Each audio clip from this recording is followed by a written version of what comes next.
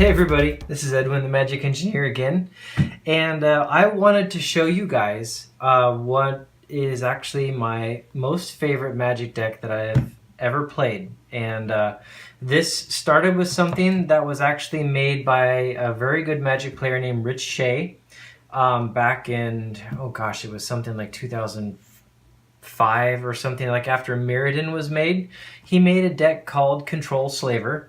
And I just loved that strategy. And so I decided that I was going to do something that was really similar to it. So I shifted the deck around, and this is the sideboard here, and this is the deck.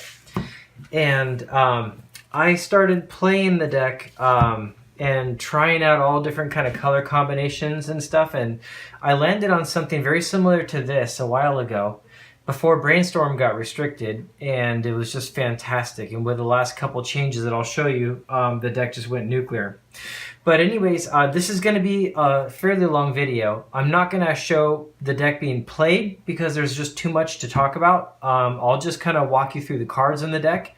And what I'll also do is I will have the cards that are in the deck, the whole deck list, posted in this video so you guys can actually see the entire deck list and have a chance to understand what's actually in there.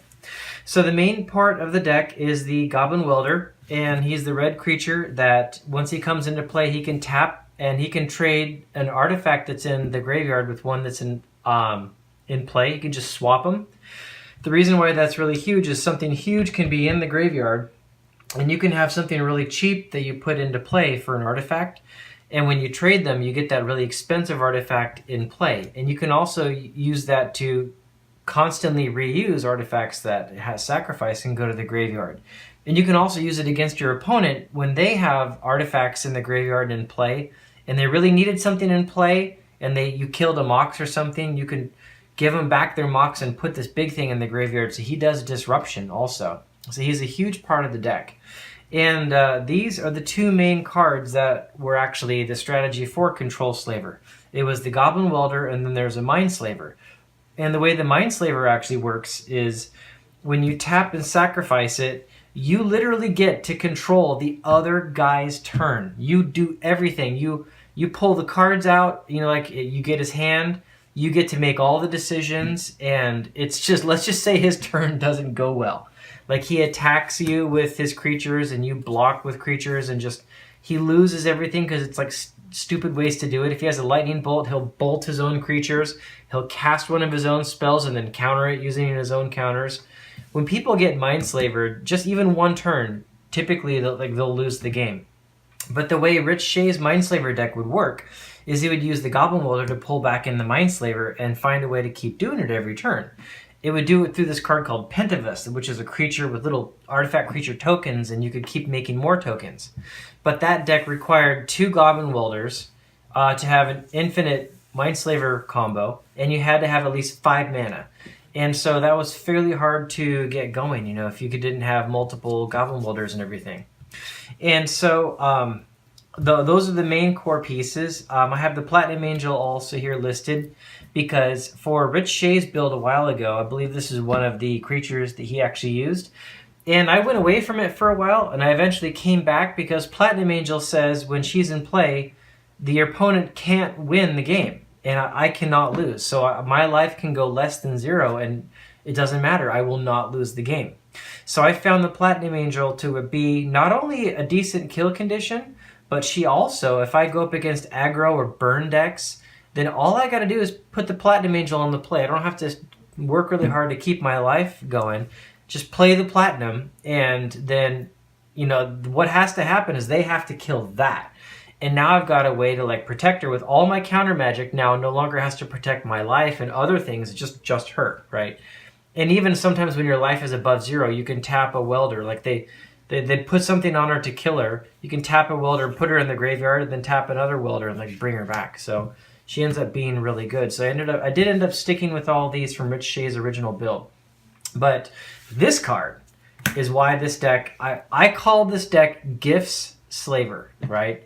And Gifts Ungiven is one of the major reasons. I'll have to come back to this card, but it is a combo deck. You do actually need to get combo cards in the graveyard and then have a welder in play and be able to switch them around.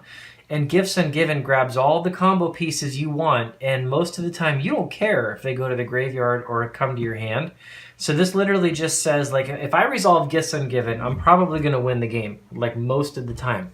But what's also interesting about it is since I have the ability to use the graveyard so much, Gifts Ungiven sometimes just sets up for a big win. Like, it doesn't go for the combo itself. But you can Gifts Ungiven, and if you have the ability to get like a Yawgmoth's Will, just you can dump like Time Walk and Ancestral and Lotus and all these big things to the graveyard. And then what you can do next is so broken, you can just take all these extra turns and stuff that you can end up winning anyway. So Gifts is huge. So I will come back to this. Intuition is just a almost as good as Gifts card. It's almost as good because the 2 cards in hand, like, or getting 4 out, I should say, ends up being pretty big. So it's Gifts Ungiven is restricted. Otherwise, I would just probably have 2 of them, but I can't. So I've got Intuition to do nearly the same thing. Crucible of Worlds is a huge card in the deck. The 2 big innovations that I think I can claim, because I didn't see anyone else doing it like on ManaDrain or anything else, like after Shay did his Control Slaver, is I started doing Gifts Ungiven and I started doing Crucible of Worlds. And I remember going on the ManaDrain and talking / arguing with people about how big this card actually was.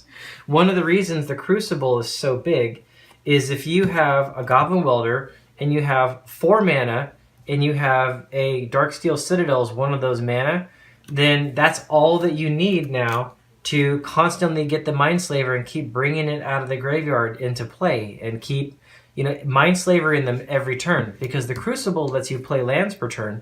So you float a mana with the Darksteel and the Slaver's in the graveyard, then you tap the Welder, trade this back into play, then you tap your other 3 mana and then sack the Slaver, and now you've got your Mindslaver in them again. Then the next turn you untap, you play your land, float it, trade it for the Slaver, and then activate it again. So with only 4 mana and a Welder, 1 Welder, you now can actually activate the Mindslaver lock. But what else is really huge about it is you've got, if you get this out in play, like a Crucible of Worlds and a Strip Mine, sometimes that'll just win the game. I mean, I'll get some speedy mana, play a Crucible, and if I have the Strip Mine or if I can tutor for it, opponents will just scoop because, like, oftentimes they're just never going to get mana on the table. And so that's sometimes just an automatic win. But it goes even past that. Say you get a search land, or a fetch land, I should say. If I have a Crucible in play, then my opponent doing land destruction against me doesn't do a whole lot, because I can keep on recurring the fetch land and I can just sack it and go fetch something else. And another reason that's pretty big is because I can go get any color I want, because in the deck, and I'll get to the mana base later, but I play red, blue, and white in the sideboard. But with dual lands and a fetch, you can go get any color you want. And if you draw 1 fetch and you got a Crucible in play, you're not only going to build your mana base, but you can go get any colors you actually want. So the fetch lands end up being pretty good. Now, I didn't just get like the 4 flooded strands. I ended up going for different fetch lands. And the reason why I went for different ones is because it actually ties back to the Gifts Ungiven, because it says 4 cards have to be different. I can't get all the same card.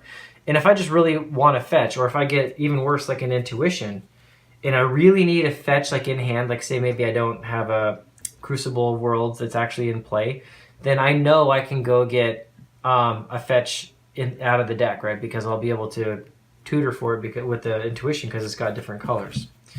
So anyways, another big innovation that I put into this is red and blue are the main colors of this deck most of the time. But I tried playing a lot of white. I tried putting a little green in. I tried like different combinations. But it wasn't until I went black that the deck just unbelievably accelerated. The Gifts Ungiven and the Crucible of Worlds was really big for Control Slaver, but the black just sealed the deal. Because along with the Intuition and the Gifts Ungiven to bring out your combo pieces, The demonic tutor and the vampiric tutor, oftentimes, what they're going to target is like a time walk. But as all of you guys know who play Vintage, sometimes you just need that Lotus in place. Sometimes you might need that one Goblin Welder. Sometimes you might need to go get the Mindslaver. So these guys are like just a get out of jail free card. And the Yawgmoth's Will, if I've been battling back and forth with my opponent and my graveyard's filled with amazing cards, if I Yawgmoth's Will, I'm probably going to win. But that's the case with a lot of Vintage decks. But still though, these cards, these 3 black cards made the deck so resilient that it was incredible, like how much it accelerated the deck out. So the 2 tutor abilities and then just a win with Yawgmoth's Will. Now the Trisklivus is an interesting thing. The old versions of Slaver actually used Pentavus. And he was a flyer and he could pull off the little Pentavites that were also artifacts. And the way you would actually get the infinite Slaver combo is, like I said, you had 2 Goblin Welders and 5 mana. And the reason why you needed the Pentavus before was because you needed him to generate more artifacts. And one of the welders was to keep recurring the Pentavus, and then the other welder was to recur the Mindslaver. Well, I didn't necessarily need a Pentavus or a Trisklivus when I actually went for Mindslaver, or the Crucible Worlds, and the Darksteel Citadel, because I had a different way of doing recursion. But sometimes in Vintage things happen. Your graveyard gets removed, and adding a Trisklivus or a Pentavus back in kept that as a viable strategy to go infinite. But when the Trisklivus was eventually printed in Time Spiral, I realized that there's something very special about it, because this guy, he is a flyer, like the Pentavus. He can create tokens, which is really good, but he's actually like a Triskelion, because these little guys that he creates can be sacrificed to deal a damage to anything. And there's been huge games where my opponent has like a Phyrexian Devourer, or like a Mentor, or he has maybe their own Goblin Welder, and I've brought out the Trisklivus and used those Triskelites, to sack them and shoot their creature and blow it off the table, so I remain the one that's actually in control, and that's been pretty big. So he fills several different slots. He's a game win condition, he's an infinite combo, and he's also a really good defense creature, so he's ended up being really big.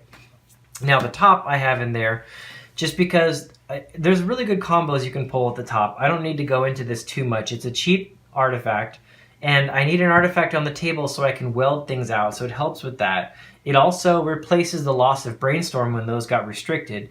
And also, if I decide I need to get some extra draw, what you can do is you can put a draw effect on the stack, and then you can respond and you can Goblin Welder it out. And then you'll get to do the switch, but then the draw effect will go and you'll get to draw a card, but the top didn't go back to your library. So instead of just welding a Mox or something off the table, you can actually get a card draw off of it. So a big part of this deck, what was considered originally the engine of the deck, was Thirst for Knowledge. And the reason should be fairly straightforward, because if you got a Goblin Welder on the table, and if you have like, a Trisklivus that needs to go in the graveyard, or if you have the Platinum Angel or the Mindslaver that needs to go hit the graveyard, well, the Thirst for Knowledge, it's blue, so you can pitch it to a Force of Will. It puts big artifacts in the graveyard, which you actually want because of the Goblin Welder. And the draw ends up being really big because any control deck needs an ability to draw cards. And also being instant speed means I can leave my mana open for countering and protecting things. So people figured out after not too long that Thirst for Knowledge is actually one of the engines that makes a control slaver deck churn. And that's absolutely the case. When this got restricted, I just stopped playing this deck. But when Thirst for Knowledge got unrestricted, I started playing it again. Then recently, these little bad boys came out. They're called Pull for Tomorrow, and it's like a Thirst for Knowledge in some ways. In some ways worse, some ways better. Thirst is 3 mana to draw 3 and pitch one artifact or 2 to the yard. So, 3 for 3 is pretty efficient. In order to draw 3 cards with the Pull for Tomorrow, you actually need 5 mana. So in terms of efficiency, it's definitely not as good. But if I need to dig really deep, I only dig 3 deep with the Thirst. With the Pull for Tomorrow, if I have access to a lot of mana, which happens, especially with a lot of Moxes on the table, and insane broken cards like Tolarian Academy, you'll end up with the ability to generate 15 mana like really often, right? And so Pull for Tomorrow at times will just dig really deep into the deck. And the discard a card is supposed to be a disadvantage, but when you're packing a Goblin Welder and you've got big artifacts you want to put in the yard, or maybe even you've got a Crucible of Worlds and you don't really care if the card you discard is a land, you just don't care, right? So that discard a card ends up really not being a bad thing like at all. Half the time it ends up being pretty good. And what it effectively gave me was like, now instead of 4 Thirst for Knowledges, I've got 6 Thirst for Knowledges. So the main engine of the deck that really needs to be there, that powers this deck, I've now got 2 more options for it. So that ended up being pretty big to the deck.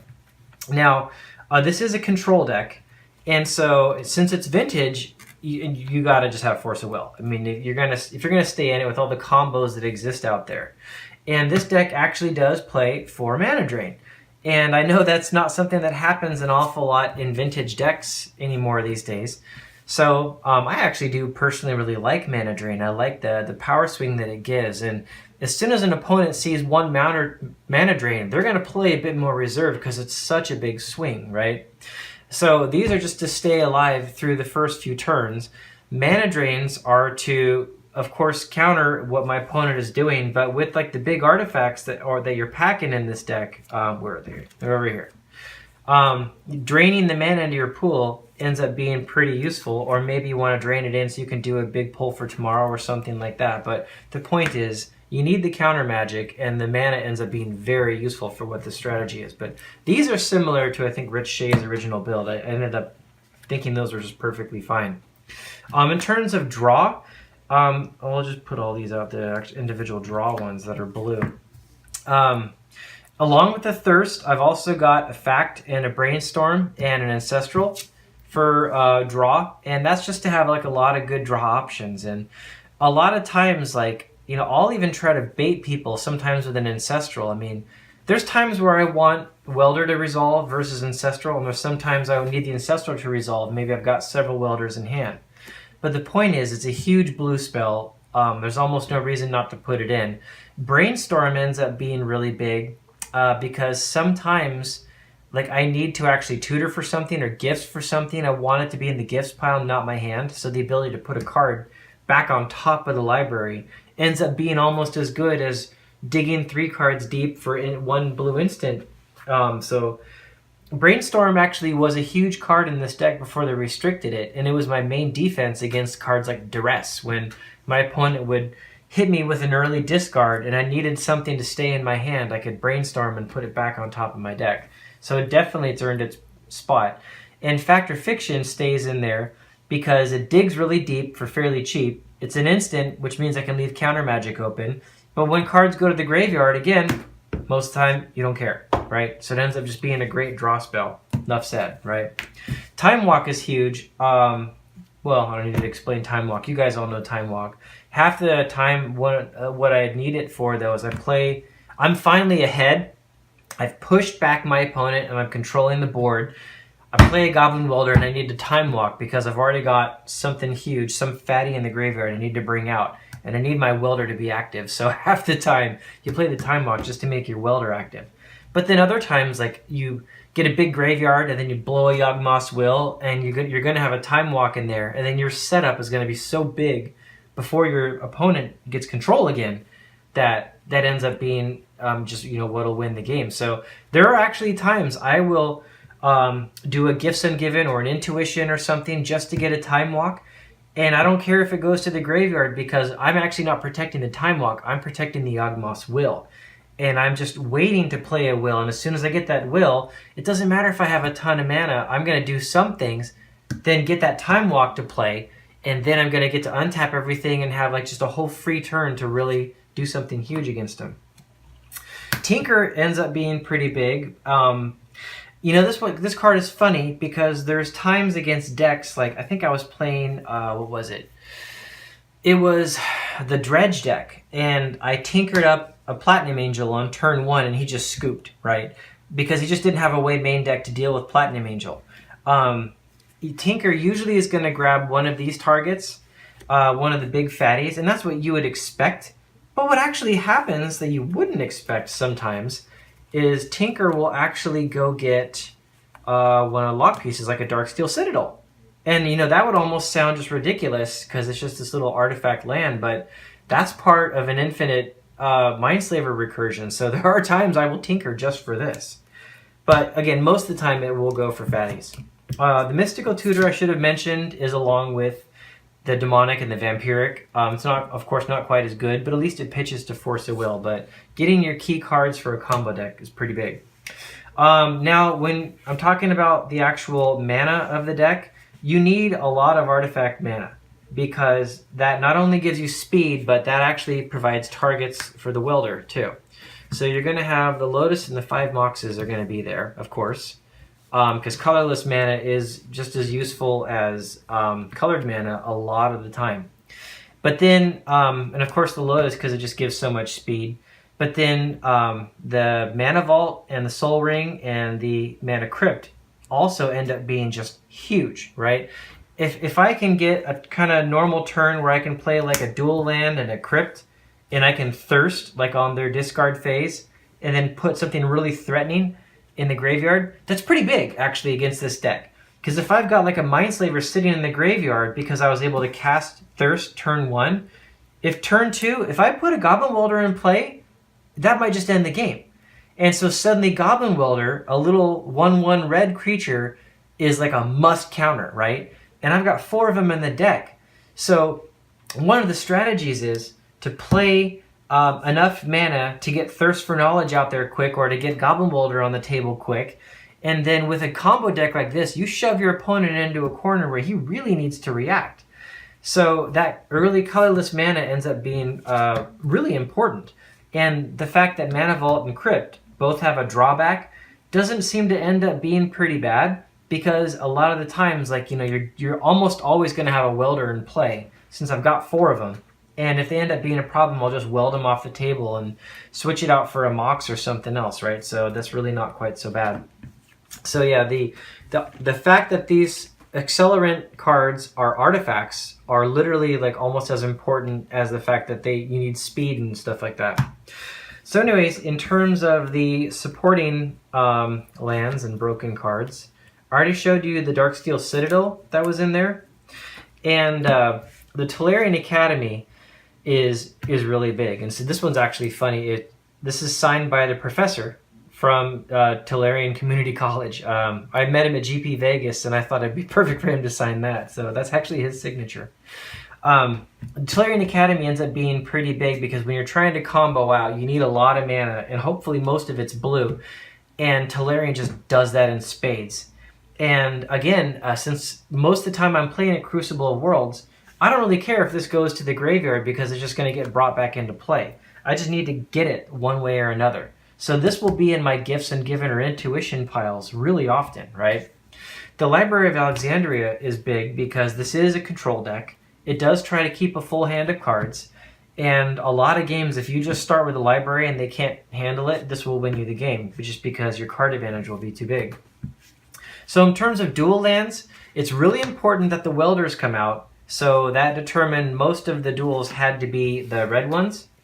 But if you think about it, there's a lot of red sources in the actual deck because of mainly the search lands, which are in there somewhere. Let me pull those guys out.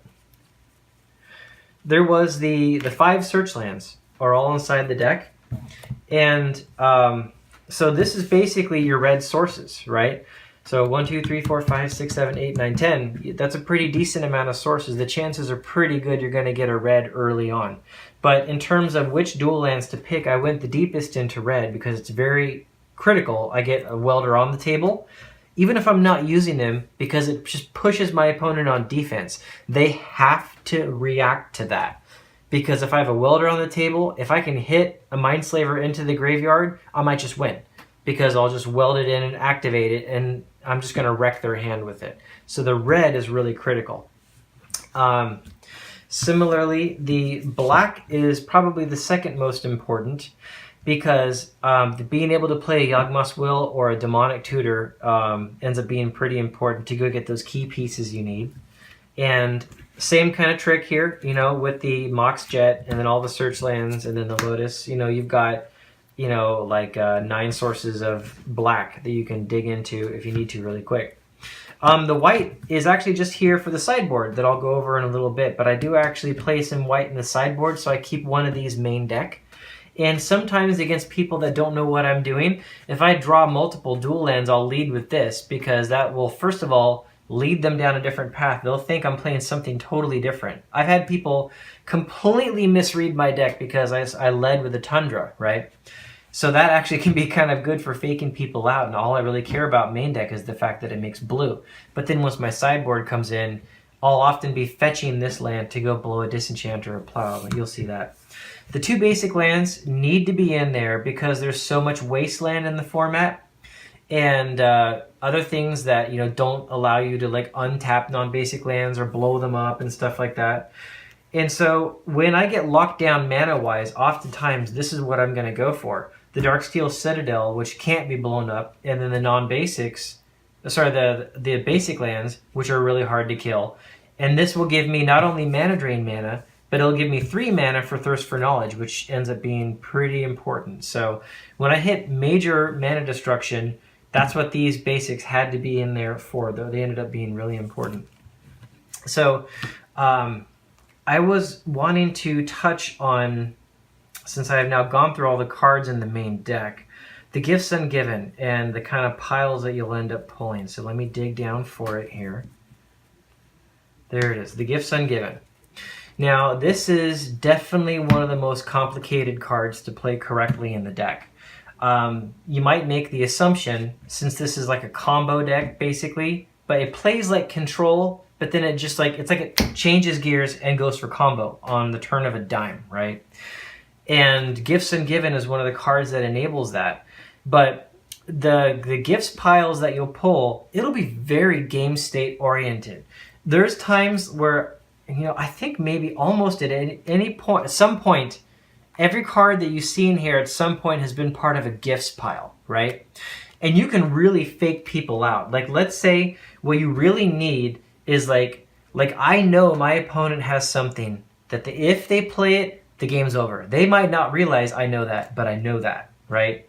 And so what I might do as a gifts pile is something where I've got 2 cards that I know that they're not going to give them to me. They just fear them too much, right? So I might do a gifts pile. If I really needed a Force of Will, I might do this.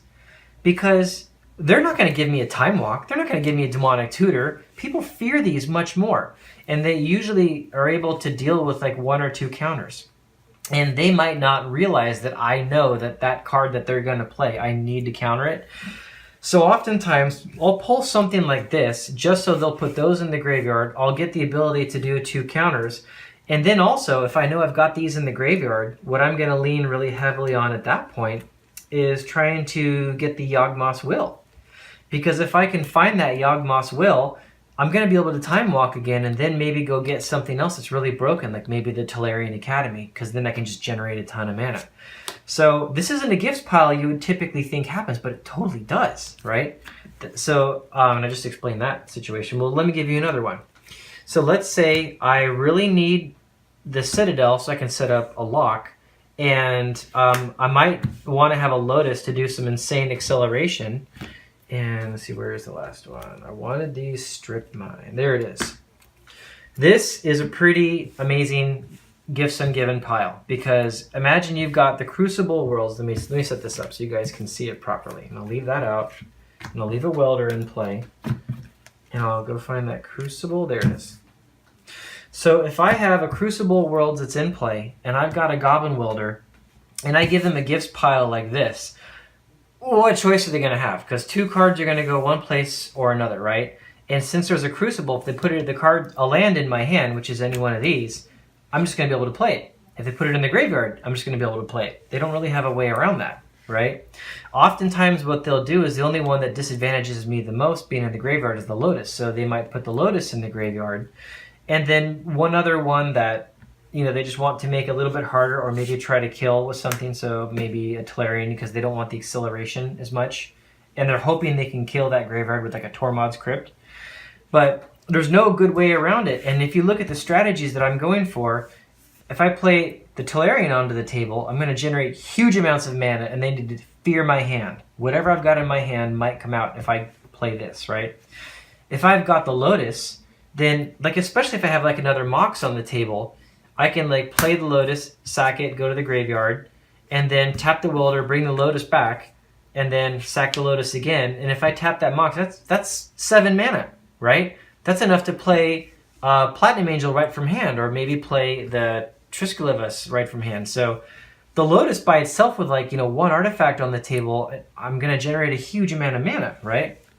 And I might, if they give me the Strip Mine, I might just start locking down their mana or get them into just, Crucible Strip position that I'm never going to recover from, right? If they give me the Darksteel Citadel, well, they've just set me up for a really easy Mindslaver lock. And so that game just might end. So this is a gifts pile that you might set up sometimes. But, all that being said, I'll show you the most common Gifts Ungiven pile that usually happens. If I'm doing fairly well in the game and the board state is pretty okay, it's going to be something about like this. And that, and where's the Triskelivus? Triskelivus, where are you? Sorry guys, oh, did I see him there? Yeah, there he is. Most of the time, this is a Gifts Ungiven pile that I'm going to go for. And if I go for this, then, I'm just trying to set up a Mindslaver lock, right? Because these 2 cards are needed to establish the Mindslaver lock. And if I have a lock, I'm eventually going to be able to play the others. No way around that. Most of the time, my opponents are smart enough to think about this and realize, well, I better not put the Mindslaver in the graveyard because he's got a Welder. And if I put that in the graveyard, he's just going to win. So they're going to put this in my hand. And then usually it's going to be one of these other 2 that they put in my hand. And whichever of these ones depends on what's actually going on. But, say it's this, right? So these 2 come to my hand. These 2 come into play. And, or go to the graveyard, sorry. And once these go to the graveyard, I'm just going to be able to replay that pretty easily from the Crucible, right? So it's now effectively like I got 3 cards. And if I weld this guy right onto the table, really often I've already got a Tolarian. And then you tap your other mana, and then you can tap your Tolarian, and now you're generating tons of blue mana.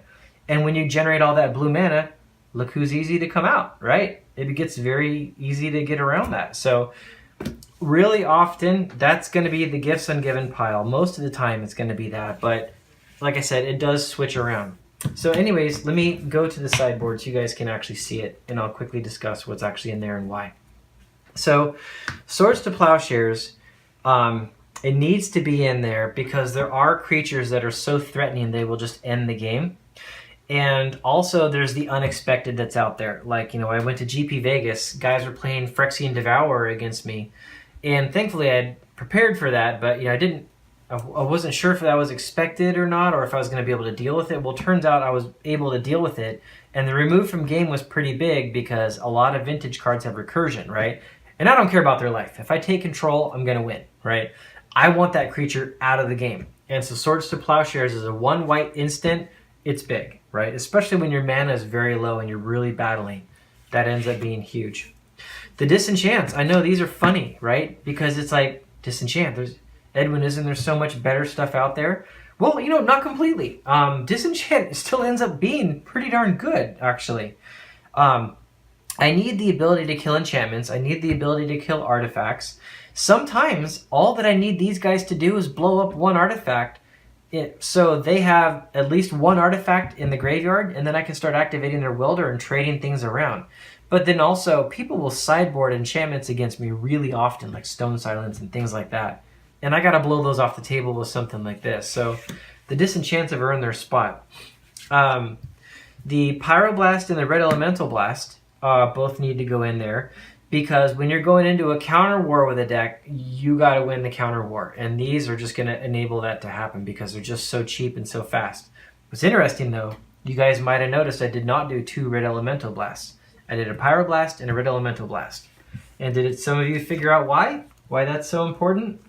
Because Gifts Ungiven again, right? The cards need to have, if they're different titles, then I can grab both of these in a gifts pile if I actually needed to. If I had 2 red elemental blasts, I could have only grabbed one of them, right? So I did need those to be in there, and there's times where I had like other ones I could use for counters as well. And so Trick Binds went in a while ago when Tendrils of Agony was a big thing and World Gorger Dragon was a big thing, and I ended up needing to like shut down an ability or a triggered ability, and opponents, you know, they weren't expecting this most of the time, right? The split second ends up being pretty big because, you know, it's not going to get countered. You know, they're thinking they got the win. They combo all this stuff and they leave it down to one more activated ability, and you just say no, and you just like stop it in its tracks. So that actually is pretty good, and it's definitely won me games, being able to shut down a triggered ability. These 4 cards are all part of the same plan. When you go against a deck like Stacks, like workshop-based decks, most of the time the way those decks win is they make the whole environment really, really corrosive, just terrible. Nobody can get access to mana, including themselves. But they have so much mana and so much acceleration, they can play right out from underneath it, usually with the workshops, right? And so Wasteland ends up being huge against workshop decks, because if you can blow those workshops off the table, you stop their mana advantage and you slow them back down to going at your pace, which is really important. So cutting off workshop decks at the knees ends up being a huge strategy, and I know all you workshop players know that. Now, the Gorilla Shaman, also known as Mox Monkey, he's huge. You know, what do you say? You know, he's won so many games for me. Now, most of the time he'll blow up a mana base of my opponent, but then also if my opponent has sideboarded in, like, you know, Pithing Needles or something that's like a Tormod's Crypt that I care about, you know, that I'm being threatened by, I can force them to use it with the Gorilla Shaman.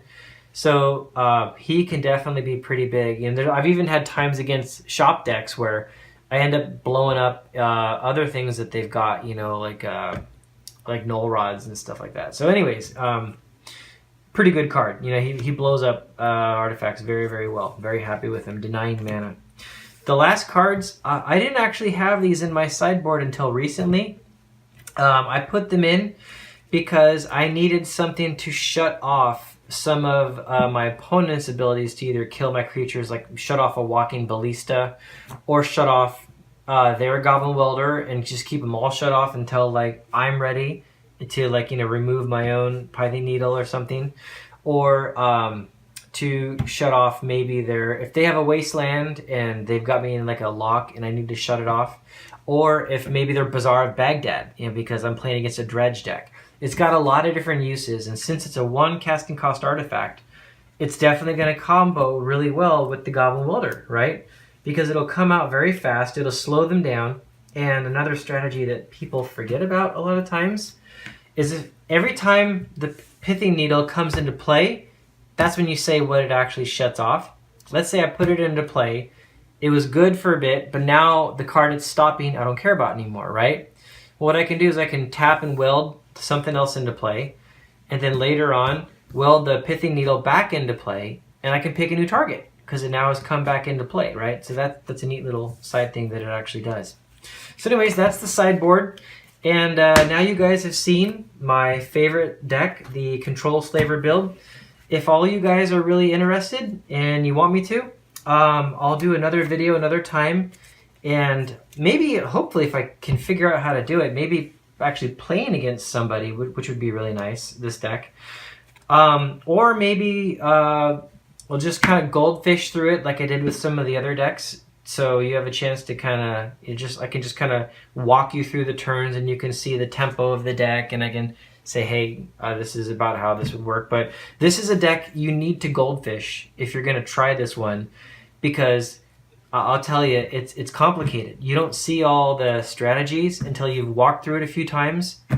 Your first few times you'll play it, and then like your 5th game you'll be like, oh, I could have just pitched that with Thirst for Knowledge, or I could have tutored for that and I could have gone for combo, or I could have gone for more counter control. This deck allows you to go different directions, and it is tough to play it correct, but it's got the tools, right? And I actually did real well at GP Vegas with this deck. So anyways, that's the video. I hope you guys enjoyed it. Thanks for tuning in to the channel, and have a great day, guys. Bye.